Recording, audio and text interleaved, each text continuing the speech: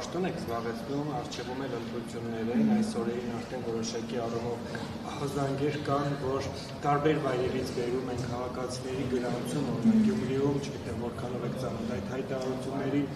Հայաստանի քաղաքացիներ ախրքալակից եւ նաեւ այնուամենայնիվ ոստիկանությունը ապաքաղաքական է, թե հաշվի առնելով այն, որ դուք քաղաքական պաշտոն եք զբաղեցնելու, իրենք եւս որոշակի առումով քաղաքականացնում են եւ նաեւ այդ գրացուցակների անճշտությունների եւ ահազանգերի վերաբերյալ։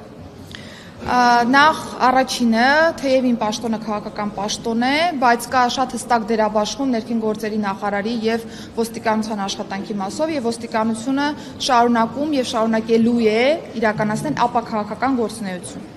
Եվ ընտրացուցակների մասով ես պիտի ասեմ, որ արդեն ներքին գործերի նախարարության պաշտոնական կայքեջում նախնական ցուցակները հրապարակված են